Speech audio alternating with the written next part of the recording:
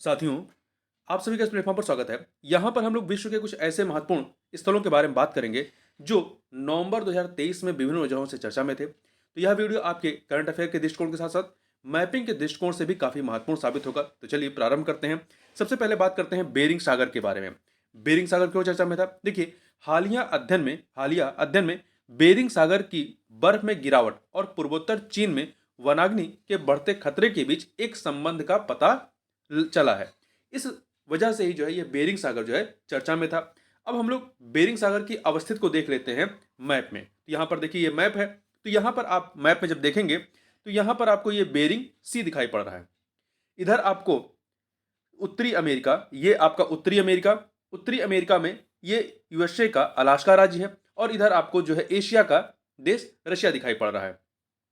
तो जो बेरिंग सागर है, ये बेरिंग सागर, ये प्रशांत महासागर, यहाँ देख रहे हैं प्रशांत महासागर। तो प्रशांत महासागर के सबसे उत्तरी भाग में एक सीमांत समुद्र है। ये एक सीमांत समुद्र है जो एशिया और उत्तरी अमेरिका महाद्वीपों को अलग करने का कार्य करता है। यहाँ पे आप देखें बेरिंग जलसंधि है। कई बार परीक्षा में पूछा गया है कि कौन सी जलसंधि जो है वो एशिया और उत्तरी अमेरिका महाद्वीप को अलग करने का कार्य करता है, तो वह है आपकी बेरिंग जलसंधि। ठीक है, यह बेरिंग जलसंधि आप देखें तो यहां पर बेरिंग सी को, यहां पर ऊपर चुकची जो सी है या समुद्र है जो कि आर्कटिक ओशियन का हिस्सा है, उन दोनों को जोड़ता है तथा आपका एशिया और उत्तरी अमेरिका अर्थात या कह सकते हैं कि रशिया और अलास्का या यूएसए को अलग करने का कार्य करता है। यहाँ पर जो इनके बीच डिस्टेंस है यहाँ बेरिंग स्टेट में, ये लगभग 85 किलोमीटर है। तो मैप के दृष्टिकोण से देखें तो 85 किलोमीटर बहुत डिस्टेंस नहीं होती है, मतलब काफी नजदीक में है। यदि आप ऐसे मैप को देखेंगे तो आपको लगेगा कि दोनों जो है काफी दूर है, रशिया और अमेरिका। परंतु आप मैप पे जब देखेंगे ग्लोब पे तो दिखाई पड़ेगा कि काफी नजदीक है। तो इस चीज को यहाँ पे आप ध्यान रखिएगा। ठीक है, अब चलते हैं आगे। अगला क्या है? अगला देखिए, अगला है आपका आइसलैंड। आइसलैंड क्यों चर्चा में था? देखिए, आइसलैंड के बारे में बात करें यहां पर तो देखिए, आइसलैंड की प्रधानमंत्री समान वेतन की मांग कर रही महिलाओं की हड़ताल में शामिल हुई हैं। देखिए, आइसलैंड में जो है वहां की महिलाएं, जो कामकाजी महिलाएं हैं, वो हड़ताल पर हैं। और वहां की जो प्रधानमंत्री हैं, महिला प्रधानमंत्री हैं, जिनका नाम क्या है? कातिन कोप्स तोतिर। इनको आप यहाँ पे इनकी फोटो भी देख सकते हैं। ये जो आप चित्र देख रहे हैं, ये है कातिन कोप्स तोतिर। ये आइसलैंड की वहां की क्या है? प्रधानमंत्री हैं। तो वहां पे जो महिलाएं एक प्रोटेस्ट कर रही हैं, उस प्रोटेस्ट को इन्होंने समर्थन दिया है। और जो इस समय प्रोटेस्ट चल रहा है उसे क्या कहते हैं? वीमेंस डे ऑफ कहा जा रहा है। क्या कहा जा रहा है? वीमेंस डे ऑफ कहा जा रहा है। अब ये जो वीमेंस डे ऑफ, ये जो टर्म आया कहां से? देखिए, 24 अक्टूबर को ये चीज इन्होंने किया। तो 48 साल पहले 24 अक्टूबर 1975 को आइसलैंड की लगभग 90% महिलाओं ने, कितनी? 90% महिलाओं ने जो है वो उन्होंने अपने दफ्तर एवं घर की जिम्मेदारियों से एक दिन की छुट्टी ले ली थी। तो उसी को वीमेंस डे ऑफ कहा गया। और वर्तमान में भी यही कहा जा रहा है, क्योंकि महिलाएं क्या हैं, वो प्रोटेस्ट कर रही हैं लगातार। किसके लिए? वो समान वेतन के लिए प्रोटेस्ट कर रही हैं। ठीक है, तो इस वजह से जो आइसलैंड है ये आपका चर्चा में आया था। यदि थोड़ा सा हम एक इंडेक्स की बात करें, ग्लोबल जेंडर गैप जो इंडेक्स जारी किया जाता है वर्ल्ड इकोनॉमिक फोरम के द्वारा, तो वहां पे आप लगातार देखेंगे, पिछले 14 सालों का आप देखेंगे तो उसमें नंबर 1 पर आइसलैंड है, जहां पर जेंडर इनइक्वलिटी जो है वो सबसे कम है। जेंडर इनइक्वलिटी सबसे कम है। यदि आप ग्लोबल जेंडर गैप रिपोर्ट 2023 के यदि आंकड़ों को देखें तो नंबर 1 पर कौन सा है? आइसलैंड है। दूसरे नंबर पे नॉर्वे है, तीसरे पे फिनलैंड है, चौथे पे स्वीडन है। तो ये जो नॉर्डिक कंट्री है, ऊपर स्कैंडिनेवियन और नॉर्डिक कंट्री हैं, ये जेंडर इनइक्वलिटी में जो है, मतलब या कह सकते जेंडर इनइक्वलिटी को कम करने में काफी आगे हैं। वहां पर जेंडर इक्वलिटी काफी ज्यादा है। फिर भी वहां पर समान वेतन के लिए इस समय प्रोटेस्ट चल रहा है। ठीक है, तो ये चीजें हो गई। अब थोड़ा सा हम लोग मैप पे चलते हैं, देखते हैं आइसलैंड के बारे में। तो यहां पर आप यूरोप का मैप देखें। आइसलैंड जो कि एक यूरोपियन देश है, तो यहां पर आप मैप में देख सकते हैं, यहां पर आपको छोटा सा ये आइसलैंड दिखाई पड़ रहा है। ठीक है, यहां ये डॉटेड लाइन जो रेड रेड जा रही है, ये आपकी आर्कटिक ओशन है। तो आइसलैंड जो है आपका, ये आर्कटिक ओशन है, आर्कटिक सर्किल या आर्कटिक वृत्त। तो आर्कटिक वृत्त के दक्षिण में ये आपका आइसलैंड है। ठीक है, जिसकी राजधानी क्या है? रेक्याविक। रेक्याविक इसकी राजधानी है। रेक्जोविक भी कहते हैं, रेक्याविक भी कहते हैं। और ये आपकी जो राजधानी शहर है, ये रसायन, जलयान, वस्त्र उद्योग इत्यादि के लिए काफ़ी प्रसिद्ध है। और जो ये रेक्याविक राजधानी है, यह विश्व की उत्तरतम राजधानी मानी जाती है।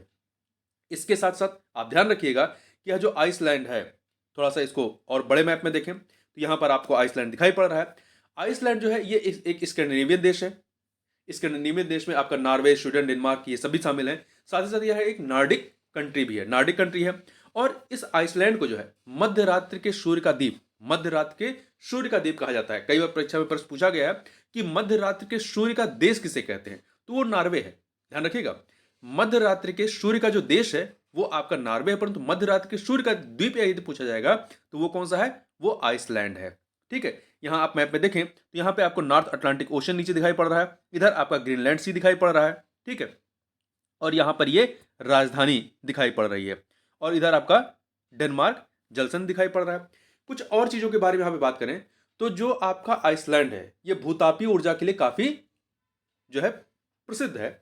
और आइसलैंड जो है दुनिया में सबसे अधिक सक्रिय ज्वालामुखी स्थानों में से एक है, जहाँ पे बहुत ज्यादा ज्वालामुखी विस्फोट होते हैं। यहाँ प्रत्येक 5 वर्ष में लगभग एक विस्फोट होता है। आइसलैंड जो है क्यों होता है, देखिए आइसलैंड मध्य अटलांटिक रिज पर, किस पर, मध्य अटलांटिक रिज पर अवस्थित है, जो आपका ज्वालामुखी विस्फोट के लिए जाना जाता है, जो कि उत्तरी अमेरिका एवं यूरेशियन टेक्टोनिक प्लेटों को अलग करने का कार्य करता है। ये जो आपका मध्य अटलांटिक रिज है, ये क्या करता है, ये उत्तरी अमेरिका एवं यूरेशियन टेक्टोनिक प्लेटों को अलग करने का कार्य करता है। इस प्रकार से आइसलैंड जो है एक हॉट स्पॉट या मेंटल प्लम पर स्थित है, क्योंकि यहीं पर जो दो प्लेटें अलग होती हैं तो जो नीचे का मैग्मा होता है वो ऊपर आ जाता है। तो इस प्रकार से आइसलैंड जो है एक हॉट स्पॉट या मेंटल प्लम पर स्थित है, जहां मैग्मा विशेष रूप से सतह के करीब होता है, जिससे अक्सर ज्वालामुखी विस्फोट होते रहते हैं। इस द्वीप पर अधिकतर जो विस्फोट होते हैं वो स्टेटो ज्वालामुखी, किस प्रकार के ज्वालामुखी, तो स्टेटो ज्वालामुखी की तरह के होते हैं। और आइसलैंड की पूरी सतह जो है, ये जो आपको पूरी आइसलैंड की जो पूरी सतह है, ये ज्वालामुखी चट्टान से बनी है। इसका अधिकांश भाग बेसाल्ट है, जो ज्वालामुखी लावा के ठंडा होने के बाद बनी हुई है। और यहाँ की जो सबसे सक्रिय ज्वालामुखी है वो कौन सी है, वो हेकला है। ध्यान रखिएगा, हेकला ज्वालामुखी जो कहाँ पे है, वो आपका आइसलैंड में है। ठीक है, तो इतनी चीजें हो गई। अब हम लोग आगे चलते हैं, नेक्स्ट देखते हैं। नेक्स्ट क्या है आपका, एक सेकेंड। नेक्स्ट है इटली। हम लोग अब इटली के बारे में बात करते हैं कि इटली क्यों चर्चा में है। तो देखिए, इटली चर्चा में क्यों रहा है, इटली के सिसिली द्वीप पर, इटली के सिसिली द्वीप पर जो है स्थित माउंट एटना ज्वालामुखी में फिर से उद्गार शुरू हो गया है। इस वजह से आपका इटली जो है वो चर्चा में था। अब हम लोग इटली को चलते हैं मैप में देख लेते हैं। तो देखिए, यहां पर एक सेकेंड, यह है इटली के सिसिली द्वीप। तो यहां पर आप मैप में देखेंगे तो यह है आपका सिसिली द्वीप, जहां पर आपका एटना ज्वालामुखी स्थित है। इटली को आप देखें तो इसकी जो सीमा है, इसकी सीमा आप देखेंगे तो इधर ऑस्ट्रिया, स्लोवेनिया, स्विट्जरलैंड और इधर फ्रांस, इनसे इसकी सीमा लगी हुई है। और इसकी राजधानी क्या है, इसकी राजधानी रोम है। यहाँ पर रोम है, और रोम जो है ये किस नदी किनारे है, कई बार पूछा गया है। तो रोम जो है टाइबर नदी, कौन सी नदी, टाइबर नदी के किनारे है। और इसी टाइबर नदी बेसिन क्षेत्र में जो है विश्व का सबसे छोटा देश वेटिकन सिटी है, जहां पे पोप रहते हैं। तो वेटिकन सिटी यहीं पर स्थित है, जिसे कंट्री विद इन कंट्री कहा जाता है। और आप थोड़ा सा और देखें तो यहाँ पे ये सार्डानिया द्वीप है, ये कोर्सिका है। तो ये जो कोर्सिका है इस पर फ्रांस का अधिकार है, और ये जो सार्डानिया द्वीप है इस पर आपका इटली का अधिकार है। ठीक है, और यहाँ पर देखें तो यहाँ पर आपका एड्रियाटिक सी है, इधर आपका थेरियन सी है, और इधर आपका आयोनियन सी है। और ये सब जो है आपके मेडिटेरियन सी के ही हिस्सा है। किसके हिस्सा है, मेडिटेरियन सी का ही ये सब हिस्सा है। तो इस चीज को आप यहाँ पे ध्यान रखिएगा। इसके साथ ही साथ यदि आप थोड़ा सा देखें तो यहाँ पर एक पर्वत श्रेणी पाई जाती है। यहीं पर आपको एक पर्वत श्रेणी मिलेगी जिसका नाम है एपेनीज पर्वत श्रेणी। एक पेरेनीज है, पेरेनीज जो है वो आपका फ्रांस और स्पेन की सीमा पे है, और जो एपेनीज पर्वत श्रेणी है वो आपका कहाँ पे है, एपेनीज इटली में स्थित है। और यहीं पर देखें, थोड़ा सा और देख लेते हैं, एक सेकेंड। यहाँ पे जो सिसिली द्वीप है और ये इसका मेन लैंड है, इसके बीच में एक जल संधि है, यहाँ पर एक जल संधि है। कौन सी जल संधि है? यह है स्टेट ऑफ मेसिना। क्या है? स्टेट ऑफ मेसिना है, जो क्या करता है, ये थेरियन सी को आयोनियन सी से जोड़ने का कार्य करता था। ये सिसिली द्वीप को जो है ये मेनलैंड से अलग करने का कार्य करता है। तो इतनी चीज यहां याद रखिएगा, ठीक है। अब आगे बढ़ते हैं, आगे देखते हैं थोड़ा सा। अगला क्या है, एक सेकेंड। यहां पर हम लोग स्विट्जरलैंड को छोड़ दिए थे, तो पहले अब स्विट्जरलैंड को देख लेते हैं।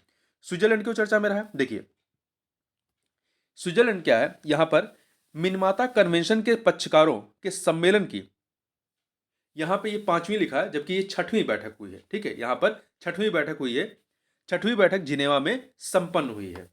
तो इस वजह से जो है आपका स्विट्जरलैंड चर्चा में था। स्विट्जरलैंड की बात करें, स्विट्जरलैंड की राजधानी क्या है? बर्न है। क्या है इसकी राजधानी? बर्न है, ठीक है। अब इसको चलते हैं, थोड़ा सा मैप में देख लेते हैं, तो ज्यादा चीजें क्लियर हो जाएंगी। यहां पर यह है आपका, ये यूरोप का मैप है। इस यूरोप के मैप में आप देखेंगे छोटा सा देश आपको दिखाई पड़ रहा है, लैंडलॉक कंट्री जो है स्विट्जरलैंड, सफेद रंग का दिखाई पड़ रहा है, ये आपका स्विट्जरलैंड है।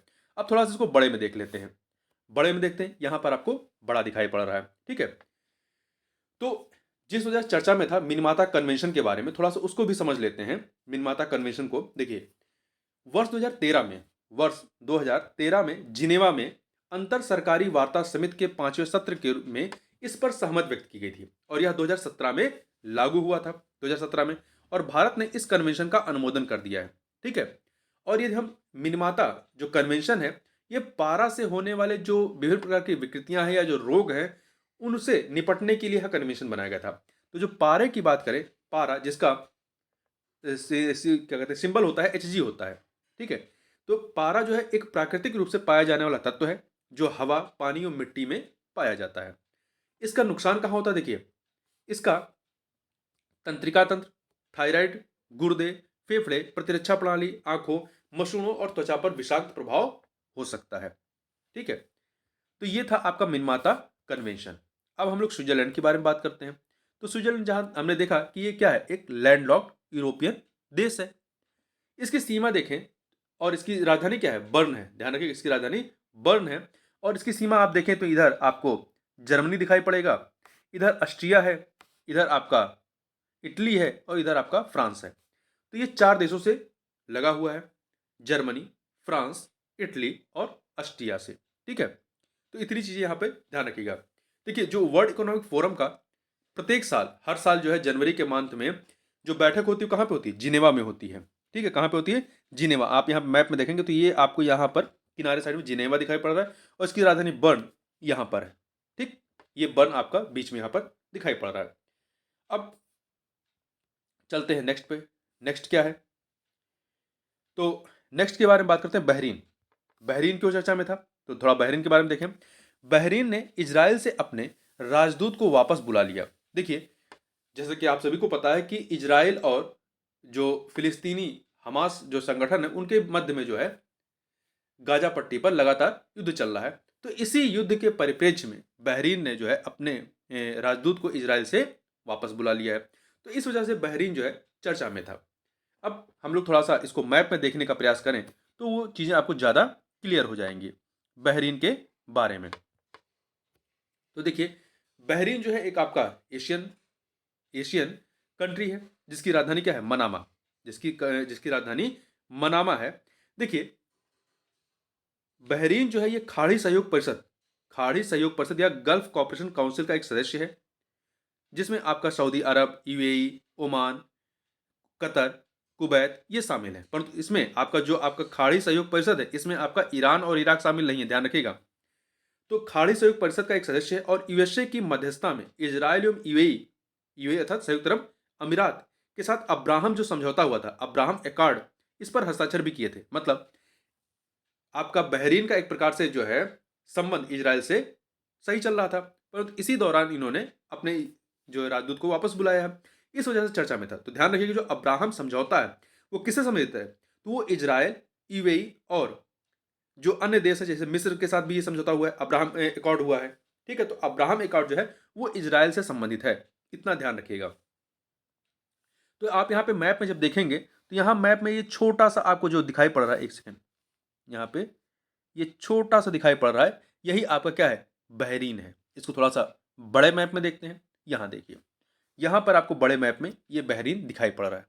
तो आप यहाँ पर देख सकते हैं कि इसकी सीमा किसी देश से नहीं लग रही है, ये एक द्वीपीय देश है। बहरीन जो है एक द्वीपीय देश है, जिसकी राजधानी क्या है, मनामा है।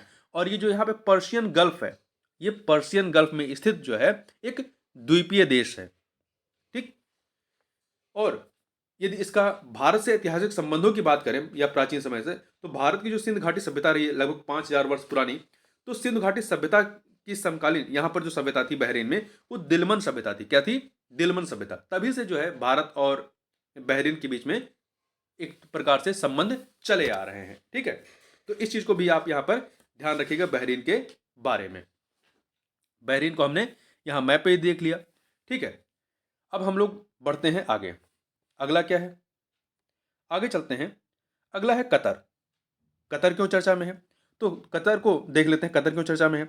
देखिए, कतर की एक अदालत ने भारतीय नौसेना के 8 पूर्व कर्मियों को मृत्युदंड की सजा सुनाई नवंबर में।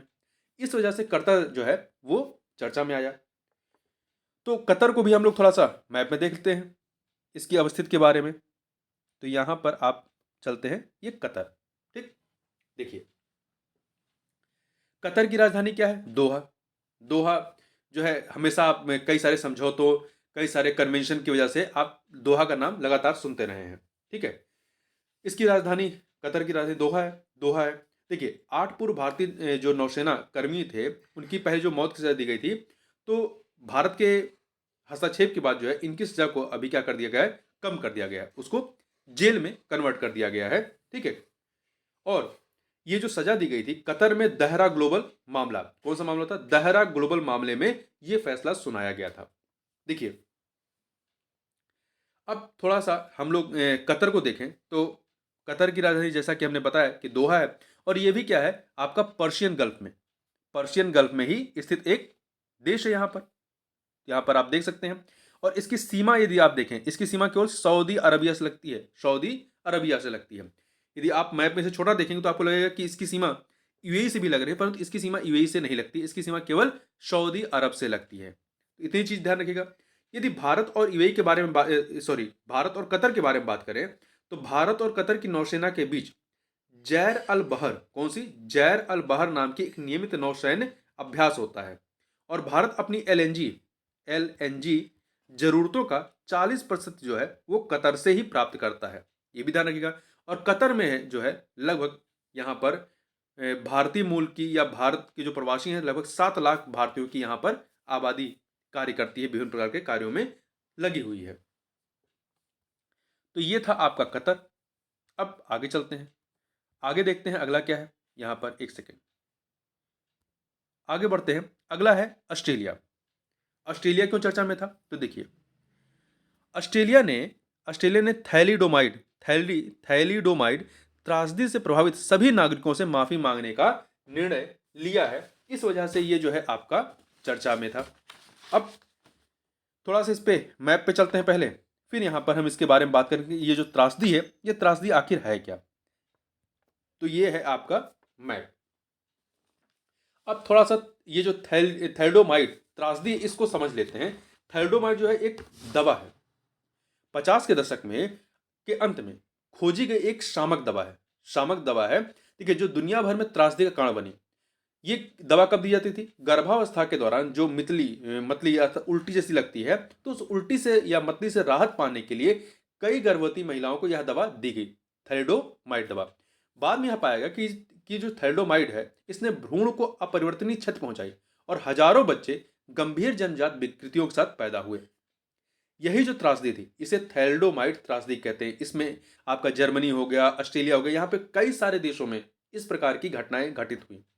ठीक है, तो इसी के संदर्भ में ऑस्ट्रेलिया के प्रधानमंत्री एंथनी अल्बानीज, जो वर्तमान प्रधानमंत्री एंथनी अल्बानीज ने जो है ये कहा है वहां की सरकार ने कि हम जो है एक प्रकार से इसको लेकर के अपनी जनता से माफी मांगेंगे। तो इस वजह से ऑस्ट्रेलिया चर्चा में था। तो देखिए ऑस्ट्रेलिया के बारे में बात कर लेते हैं। तो ऑस्ट्रेलिया जो है, यदि बात करें, ऑस्ट्रेलिया एक देश भी है अलग से, और ऑस्ट्रेलिया महाद्वीप भी है। यदि ऑस्ट्रेलिया महाद्वीप की बात करेंगे तो यह ऑस्ट्रेलिया महाद्वीप विश्व का सबसे छोटा महाद्वीप है, जिसमें ऑस्ट्रेलिया है, न्यूजीलैंड है, जो प्रशांत महासागर के द्वीपीय देशों को आपस में मिला करके ओशनिया कहा जाता है। क्या कहा जाता है? ओशनिया कहा जाता है। ठीक है, और ध्यान रखिएगा ऑस्ट्रेलिया से होकर के मकर रेखा गुजरती है। ऑस्ट्रेलिया से होकर के मकर रेखा गुजरती है। ठीक है, तो यह विरल जनसंख्या वाला महाद्वीप है जिससे होकर विषुवत एवं मकर रेखा दोनों रेखाएं गुजरती हैं। और इसके कुछ उत्तरी द्वीपों को छोड़ दिया जाए तो यह पूर्ण रूप से दक्षिणी गोलार्ध में स्थित महाद्वीप है। जिसके दक्षिणी कुछ भागों को छोड़ दिया जाए तो यहाँ की जलवायु उष्ण है। और इस महाद्वीप में 16 देश हैं, जिसमें जिसका सबसे बड़ा देश जो है वो ऑस्ट्रेलिया है, और सबसे छोटा देश कौन सा है? नौरू। कौन सा है? नौरू है। ठीक है, और देखिए इस ऑस्ट्रेलिया महाद्वीप का जो सबसे उच्चतम बिंदु है वो है माउंट विलहेल्म।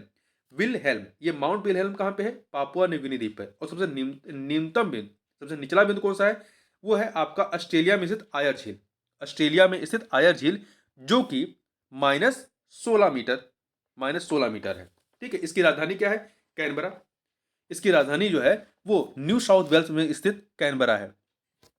ये देखिए इसका जो एक राज्य है न्यू साउथ वेल्स, यहाँ पर आपको कैनबरा दिखाई पड़ेगा समुद्र तट पर। ठीक है, ये पैसिफिक ओशन तट पर यहाँ पर आपको दिखाई पड़ेगा। ठीक है, कुछ अन्य चीजों को देख लेते हैं यहाँ पर। तो देखिए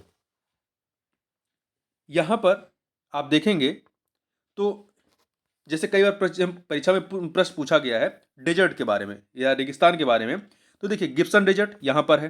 ठीक है, ग्रेट विक्टोरिया डेजर्ट यहीं पर है आपका। तो यहाँ पर आपको कई सारे जो रेगिस्तान है वो आपको यहाँ पर दिखाई पड़ जाएंगे। तो यहाँ पर आप देखेंगे कई सारी चीज़ दिखाई पड़ेंगी। यहाँ पे आपका गिब्सन रेगिस्तान है, डिजर्ट है, ग्रेट विक्टोरिया डिजर्ट है। ठीक है, ग्रेट विक्टोरिया है। इसके अतिरिक्त यहाँ पर ऊपर आप जाएंगे तो यहाँ पर आपका ग्रेट सैंडी डिजर्ट है, ग्रेट सैंडी डिजर्ट है यहाँ पर। और यहाँ पर आप ऊपर जाएंगे, ये यहाँ पर जो है आपकी किम्बरले प्लेटू है, किम्बरले है। और ये जो हिस्सा है आपका ये केप यार्क पेंसुला है, केप यार्क पेंसुला है। ऊपर आपका देखेंगे यहाँ पर जो है, यहाँ पर टोरेस जलसंधि है। टोरेस जलसंधि जो है वो पापुआ न्यू गिनी को, ये आपका ऑस्ट्रेलिया के मेनलैंड से अलग करने का कार्य करता है। ठीक है, इसके अतिरिक्त यहाँ पर आप देखेंगे ग्रेट डिवाइडिंग रेंज है, ग्रेट डिवाइडिंग रेंज है यहाँ पर। तो इस प्रकार से यहाँ पर आपका ये जो है सिम्पसन डेजर्ट है, सिम्पसन डेजर्ट है। तो इस प्रकार से कई सारी चीज़ें आपको यहाँ पर दिखाई पड़ेंगी। और यहाँ पर आप जो देख रहे हैं ये तस्मानिया राज्य है, ऑस्ट्रेलिया का ही तस्मानिया राज्य है। और यहाँ पे बॉस जलसंधि है। कौन सी है? बॉस जलसंधि। बॉस जलसंधि तस्मानिया को जो है ऑस्ट्रेलिया के मेनलैंड से अलग करने का कार्य करता है। ठीक है, इसके अतिरिक्त यहाँ पर आप देखेंगे यहाँ यहीं पर एक प्रवाल भित्ति है, यहीं पर आपकी एक प्रवाल भित्ति है। मतलब ऑस्ट्रेलिया के उत्तर पूर्वी भाग में यहाँ पर विश्व की सबसे लंबी अवरोधक भित्ति, जिसे ग्रेट बैरियर रीफ के नाम से जानते हैं, वो यहीं पर स्थित है, जिसकी लंबाई 1920 किलोमीटर। कितनी है? 1920 किलोमीटर, जिसे पानी का बगीचा भी कहा जाता है। और इसका विस्तार जो है मकर रेखा के उत्तर में है। ठीक है, मकर रेखा के उत्तर में इसका विस्तार है। इस चीज को आप यहाँ पर ध्यान रखिएगा। तो ये हो गया ऑस्ट्रेलिया। अब आगे देखते हैं आगे क्या है। ऑस्ट्रेलिया के बाद हम लोग बात करते हैं मोजाम्बिक के बारे में।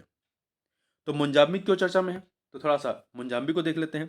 देखिए अफ्रीका में जारी विस्तारित परिचालनात्मक तैनाती एक्सटेंडेड ऑपरेशनल डिप्लॉयमेंट के एक भाग के रूप में आईएनएस सुमेधा मोजाम्बिक के मापुटो, यहाँ के मोजाम्बिक की राजधानी क्या है? मापुटो, यहाँ पर पहुंचा। ठीक है, तो इस वजह से आपका जो है मोजाम्बिक वो चर्चा में था।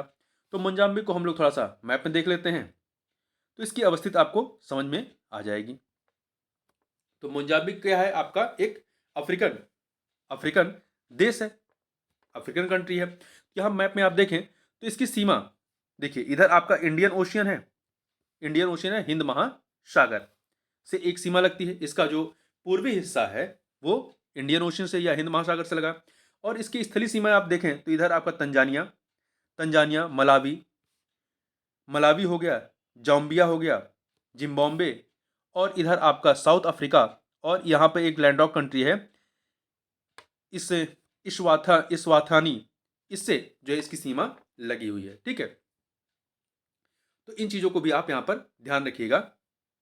और ध्यान रखिएगा ट्रॉपिक ऑफ कैप्रिकॉर्न, अर्थात आपकी जो मकर रेखा है वो आपकी मोजाम्बिक से होकर के गुजरती है। तो ये है आपका मोजाम्बिक। अब आगे बढ़ते हैं, अगला क्या है उसको देख लेते हैं। मोजाम्बिक के बाद बात करते हैं गिनी की खाड़ी के बारे में। गिनी की खाड़ी। तो देखिए ये क्यों चर्चा में था गिनी की खाड़ी। देखिए भारतीय नौसेना ने गिनी की खाड़ी में पायरेसी रोधी गश्ती अभियान का सफलतापूर्वक संचालन किया, इसलिए गिनी की खाड़ी चर्चा में थी। गिनी की खाड़ी अफ्रीका महाद्वीप में है। तो आप चलते हैं यहाँ पर गिनी की खाड़ी के पास में, तो ये है आपका गिनी की खाड़ी। ठीक है, तो ये अफ्रीका जो कॉन्टिनेंट है या अफ्रीका जो द्वीप महाद्वीप है, इसका इसके आप पश्चिमी तरफ जाइए, पश्चिमी हिस्से में जो अटलांटिक ओशियन है, अटलांटिक ओशियन, यहीं पर है आपका गल्फ ऑफ गिनी, गिनी की खाड़ी। ठीक है, तो देखिए पहले समझ लेते हैं कि यहाँ पर हुआ क्या, क्यों चर्चा में। देखिए भारतीय नौसेना ने यहाँ पर कुछ मतलब नवंबर 2023 में जो है अटलांटिक महासागर में गिनी की खाड़ी में अपनी दूसरी समुद्री डकैती रोधी गश्त पूरी की, पायरेसी रोधी जो इनकी गश्त थी वो पूरी की। इससे पहले जो है पिछले साल अर्थात सितंबर अक्टूबर 2022 में आईएनएस तरकस द्वारा पहली पहली आपकी गिनी की खाड़ी समुद्री डकैती रोधी गश्त शुरू की गई थी। ये दूसरी थी, और इस मिशन में जो है जो ये दूसरा हुआ है, इसमें अपतटीय गश्ती पोत आईएनएस सुमेधा ने महत्वपूर्ण भूमिका निभाई है। अब हम लोग बात कर लेते हैं गिनी की खाड़ी के बारे में। ये जो गिनी की खाड़ी है, ये जो आपको दिखाई पड़ रहा है, ये समुद्री डकैती के कारण, व्यापक समुद्री डकैती के कारण यह विश्व की सबसे खतरनाक खाड़ियों में से है। यहाँ पर डकैती बहुत ज्यादा होती, इसलिए इसी के संदर्भ में यहाँ पर जो भारतीय सेना थी, नौसेना, उसने यहाँ पर गश्ती की थी। ठीक है, अब थोड़ा सा और बात कर लेते हैं, गिनी की खाड़ी को समझ लेते हैं। देखिए गिनी की खाड़ी जो है पश्चिमी अफ्रीका तट पर अटलांटिक महासागर का प्रवेश द्वार है। जो गैबोन, यहाँ पे आप गैबोन देख सकते हैं, तो गैबोन के यहीं पर है आपका क्या, गैबोन का केप, ये देखिए केप लोपेज से लेकर के इधर आप देखेंगे लाइबेरिया, लाइबेरिया के यहीं पर है आपका केप पाल्मास तक पश्चिम की ओर ये फैला है गल्फ ऑफ गिनी। ठीक, ये पूरा गल्फ ऑफ गिनी फैला हुआ है। ठीक है, और यह जो है प्रधान यामोत्तर अर्थात प्राइम मेरिडियन तथा भूमध्य रेखा के जंक्शन पर 0 डिग्री 0 डिग्री नॉर्थ एवं 0 डिग्री ईस्ट पर स्थित है।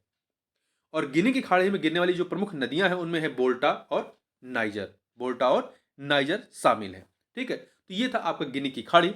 अब थोड़ा सा और समझ लेते हैं, जो गिनी की खाड़ी है इसके किनारे 16 तटीय देश हैं। ये जो छोटे छोटे देश दिखाई पड़ रहे हैं, 16 तटीय देश हैं। कौन कौन से, उनका नाम भी एक बार देख लीजिए। अंगोला, अंगोला है, बेनिन, कैमरून, कोटेडी आइवर, कांगो लोकतांत्रिक गणराज्य, कांगो गणराज्य, गिनी, इक्वेटोरियल गिनी, गिनी बिसाऊ, गैबॉन, नाइजीरिया, घाना, साओ टोमे और प्रिंसिपे, टोगो एवं शेरा लियोन, ये 16 जो है तटीय देश यहाँ पर स्थित है। अब हम लोग आगे बढ़ते हैं, आगे देखते हैं अगला क्या है। अगला है आपका सेनेगल। सेनेगल क्यों चर्चा में था, देखिए सेनेगल ने विश्व स्वास्थ्य संगठन WHO की पहल global onchocerciasis network for elimination GON, GON की पहली बैठक का आयोजन किया है। पहली बैठक हुई है, कहां पर हुई है, सेनेगल में हुई है। सेनेगल आपका अफ्रीकन देश है, इसको थोड़ा सा मैप में देख लेते हैं तो ज्यादा क्लियर हो जाएगा। यहां पे चलते हैं इसके मैप पे, तो ये है आपका सेनेगल। यहां पर आपको सेनेगल दिखाई पड़ रहा है।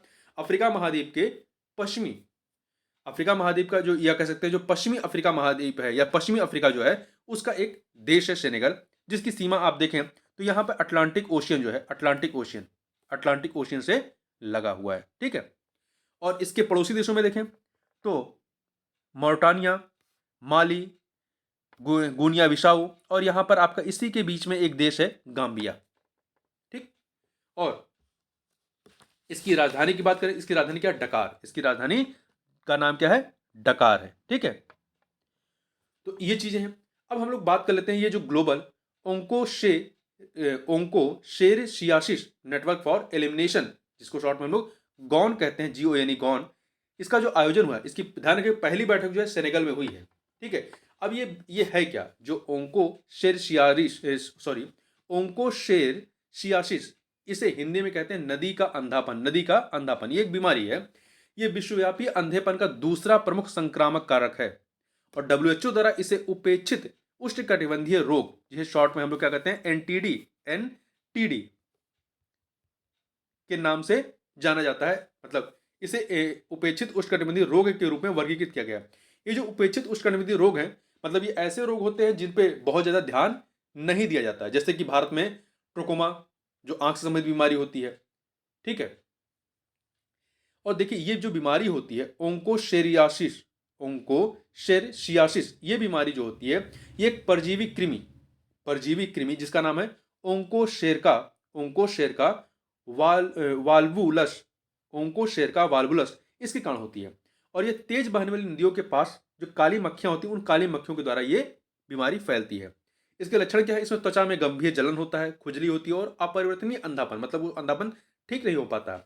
और अफ्रीका में 99% लोगों को ओंकोशेरसियासिस का खतरा है, मतलब उनको हो सकता है, ऐसा खतरा है, ठीक है। तो इन चीज़ों को यहाँ पर ध्यान रखिएगा। अब आगे बढ़ते हैं, अगला क्या है? तो देखिए अगला है डोमिनिका। डोमिनिका क्यों चर्चा में था? तो देखिए डोमिनिका ने, एक सेकेंड, डोमिनिका ने दुनिया का पहला स्पर्म वेल रिजर्व बनाने की घोषणा की है। जो वेल मछली होती है उसके स्पर्म का एक रिजर्व बनाने की घोषणा की है। किसने? डोमिनिका ने। अब डोमिनिका को थोड़ा सा मैप में देख लें तो ज्यादा क्लियर हो जाएगा। यहां पर आते हैं तो ये देखिए, आप यहां पर मैप में देखेंगे, ये अटलांटिक ओशियन में स्थित एक द्वीपीय देश है। ये देखिए यहां पर है आपका डोमिनिका। ये डोमिनिका रिपब्लिक अलग है, ये डोमिनिका जो है ये अलग है। हम लोग डोमिनिका की बात कर रहे हैं जिसकी राजधानी रोसेयू है। क्या है? राजधानी रोसेयू है। ये अटलांटिक ओशियन में स्थित एक देश है। और यहाँ पे आप देखें कैरेबियन सी है। तो यह उत्तरी अमेरिका महाद्वीप में कैरेबियन क्षेत्र में एक देश है। यह द्वीप ज्वालामुखी मोटे तौर पर पहाड़ी है। इधर आप देखेंगे तो ये आपका यूएसए, मतलब यूएसए का हिस्सा है, उत्तरी अमेरिका का हिस्सा है। इधर क्यूबा है, जमैका है, इधर प्यूर्टो रिको है जिस पर यूएसए का अधिकार है, और इधर आपका दक्षिणी अमेरिका है। तो यह है आपका डोमिनिका, ठीक, जो कि कैरेबियन सी में या कैरेबियन क्षेत्र में स्थित एक द्वीपीय देश है। तो इतनी चीजों के बारे में हम लोगों ने यहां पर बात की। तो इस वीडियो में बस इतना ही। मिलते हैं नेक्स्ट वीडियो में, तब तक के लिए बहुत बहुत धन्यवाद।